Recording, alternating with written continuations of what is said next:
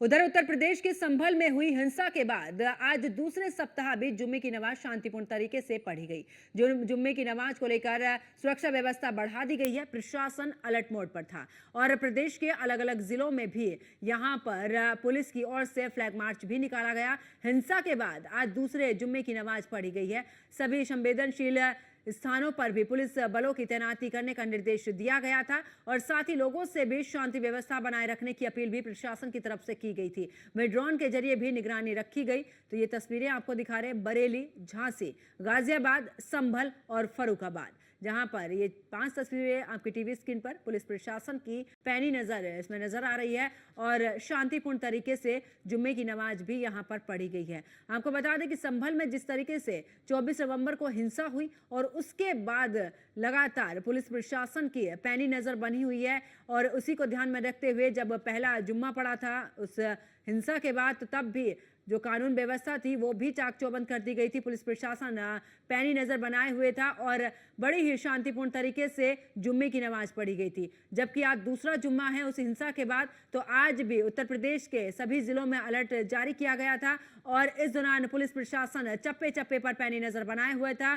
CCTV की अगर बात करें या फिर ड्रोन कैमरों से यहाँ पर नजर रखी जा रही थी और अब किसी तरीके की कोई घटना ना घटे, कहीं पर कोई हिंसा ना हो, इसका खासा ख्याल प्रशासन ने रखा और यही वजह रही कि यहां पर चप्पे चप्पे पर प्रशासन की पैनी नजर बनी हुई थी। तो फिलहाल शांतिपूर्ण तरीके से यहां पर जुम्मे की नमाज पढ़ी गई है। इससे पहले पुलिस प्रशासन ने जो इस दौरान संवेदनशील इलाके थे वहां पर पैदल मार्च किया और साथ ही लोगों से भी अपील की कि शांति व्यवस्था बनाए रखें।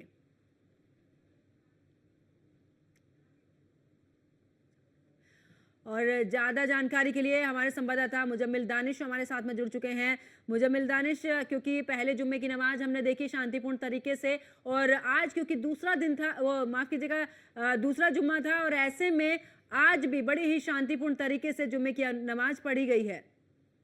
मैं आपको बता दूं कि प्रशासन ने पूरी तैयारी कर रखी थी और इधर धर्मगुरु और पीस कमेटी की लगातार बैठक की जा रही थी। उसी बीच जिस तरह से आज जुम्मे की नमाज अदा की है, ड्रोन कैमरे की निगरानी में पूरी व्यवस्था थी और सारे धर्मगुरु और सारे जामा मस्जिद और उसके अलावा चाहे जो भी आसपास के लोग थे उन सभी लोगों से अपील की गई थी।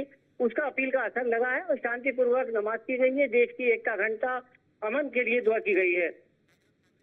बिल्कुल, और आज क्योंकि जिस तरीके से देखा भी गया है, ऐसे में क्योंकि संभल के अंदर जांच भी चल रही है दानिश, और पुलिस प्रशासन पहले से ही अलर्ट है, एजेंसियां वहां पर जांच कर रही है, पाकिस्तान कारतूस वहां पर मिले थे और ऐसे में क्योंकि बाहरी लोगों के आने को लेकर भी रोक लगी हुई है। फिलहाल ऐसे में शांति व्यवस्था बनाए रखना भी प्रशासन के लिए एक बड़ी चुनौती। मैं आपको बता दूं कि जिस तरह से लगातार यहाँ के डीआईजी मुनिराज के अलावा रमेश शर्मा और डीएम यहाँ के जो राजन पैसिया, एसपी कृष्ण विश्नोई के साथ साथ सारी एजेंसियां वर्क कर रही हैं और जिसके अलावा जिस तरह से देखा गया है जो कारतूस मिले हैं उसके, क्योंकि जो एजेंसियां चाहे वो एलआई हो, सर्विलांस हो, एसओजी हो और उसके अलावा सभी टीमों को वहाँ सक्रिय कर दिया था और सक्रिय के बाद चप्पे चप्पे पर थी और कुछ सादा वर्दी में पुलिस भी निगरानी रख रही थी, ड्रोन कैमरे से लगी रहती।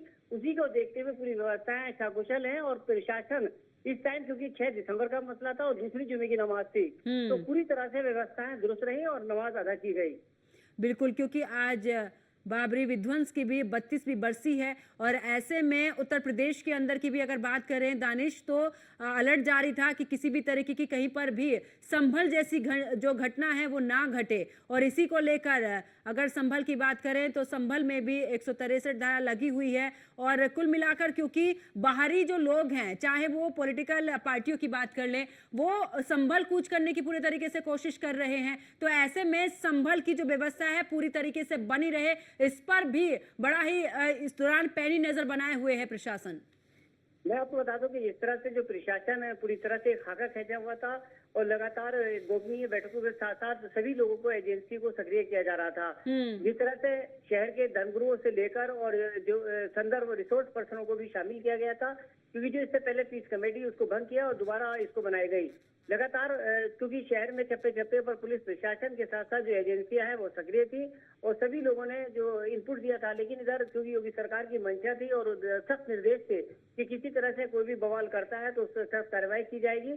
क्योंकि अभी जिस तरह से हमारी बात डीआईजी मुनिराज जी से की गई है और वो यहाँ के एसपी के विशेष ने बताया है कि जो लोग अपराधी हैं, जो लोग इसमें शामिल हैं, उनके पोस्टर भी जल्द चस्पा होंगे, क्योंकि जुमे की व्यवस्था में सब लोग लगे हुए थे। और उसके अलावा अभी तक करीब 30 लोग गिरफ्तार किए गए हैं और बाकी जो लोग हैं लगातार छापेमारी चल रही है, क्योंकि पाकिस्तान का कनेक्शन देखते हुए किस तरह से यहाँ पर आए हैं। और जो लोग आस्था एलआईओ के अलावा जो टीम है यहाँ की लोकल जो विजिलेंस टीम है, चाहे सर्विलांस हो चाहे एसओजी हो, सभी लोग लगातार कर रहे हैं। और अभी जिस तरह से जो एजेंसी है एटीएस की जिस तरह सूचना मिल रही है कि वो भी अभी यहाँ पर सक्रिय है और वो जांच पड़ताल करेगी कि आखिर 1 दर्जन से ज्यादा संभल से जो युवा थे वो लापता है, उनकी अभी नहीं पता है। क्योंकि आपको बता दें 1998 में उमर अब्दुल्ला जो था, जिसका मौलाना उमर था, वो यहाँ से चला गया था। 10 जो सूची जारी की थी विश्व में, उसका 10वां नंबर हिंदुस्तान का था, जो कि अलकायदा का चीफ था और अफगानिस्तान में मुठभेड़ में मारा गया था। उसके अलावा करीब जो 6 नाम जो पोस्टर लगाए गए, जिसमें शर्जिल था, मोहम्मद उमर था, उसके अलावा आसिफ था, इन सभी के नाम चस्पा किए गए। लगातार जो एजेंसी है अपना वर्क कर रही है और सख्त निर्देश दिए गए हैं। गोपनीय जांच चल रही है लगातार। अब संभल में कहीं ना कहीं आगे राहत है और चहलकदमी शुरू हो गई है।